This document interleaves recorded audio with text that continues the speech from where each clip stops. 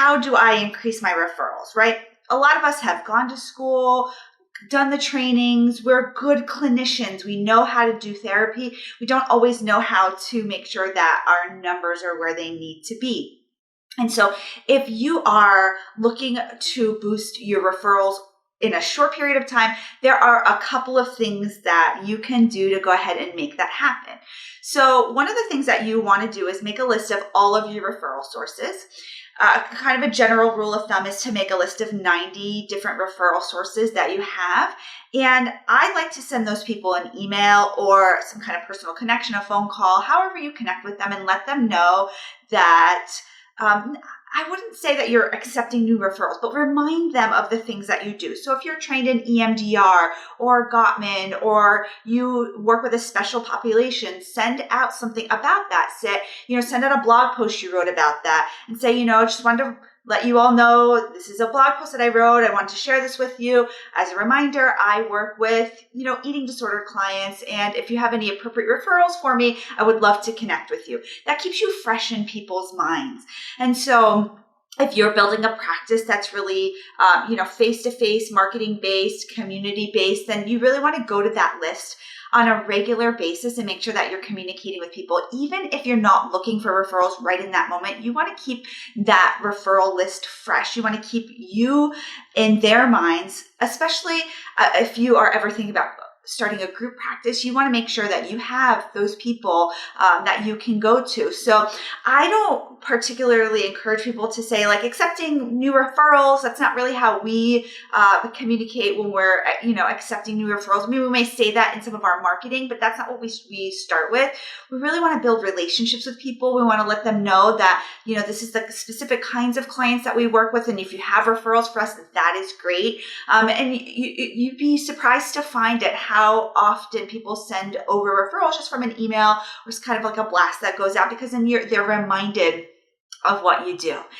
Another thing that you can do is use your social media and share about who you are. A lot of people like to see your face. I find when I share more personal things, but professional things, so like pictures of me doing something therapy related or at workshops or something of that flavor, it tends to be more popular, get more engagement. So go out there on your social media, remind people who you are, let them know what you're trained in, let them know, what you've got going on, remind them of where your practice is at. I think that's one thing that we forget is that we live in our bubble. We live in our own bubble, but not everybody lives in our bubble. So people don't always remember exactly where your practice is or exactly what you do unless you're really close with them. So I would say I have a lot of people that are my initial go-to people that I refer to. And I know where they practice at, I know what they specialize in. And then there's this second layer of people who I do refer to, but I can't always remember exactly where their practice is at or exactly what their niche is. And that's not anything that they've done or I've done. It's just there's kind of like on the second layer of referrals. And so you also want to make sure that you remind people hey, this is where I'm located, this is who I work with, in a way that is not like, send me referrals, I'm desperate. I think when we come across as desperate, that people can pick up on that energy, and then people are not going to send us, over referrals. And so you really want to do this in an authentic way, in a way that's like, I have space for people to see me, not I'm desperate for clients because I need money. So I just want to take a moment to thank our sponsor, TherapyNotes. If you're looking for an electronic health record that is full service, somewhere you can write your notes, take credit card payments, bill, and have a full service practice right there, you definitely want to check out TherapyNotes. So thank you, TherapyNotes, as our sponsor.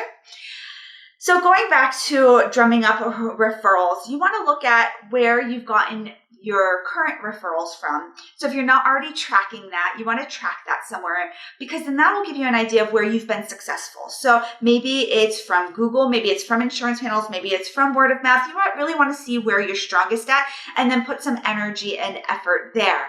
I would say if you're, sort of in the beginning, you don't want to spread yourself out too thin and do, too much effort in all of those areas. You want to focus on one of those areas. So if you're focusing on Google, you want to get on the first page of Google, then start writing blog posts and then sharing those blog posts on social media. Or if you're working on getting credentialed on insurances so you can get more referrals that way, then you want to go ahead and work on your credentialing. And so I would really say you want to look at where do you generally get your referrals from, and so that you can duplicate that. I don't think we want to create new systems when we're looking for referrals in a short period of time. So doing something like a Google AdWords campaign, unless you already have that system set up where your pages, you have service pages that are really optimized for Google AdWords, and you have a company that you already work with, that might not be exactly how you're going to generate leads quickly, because that takes time.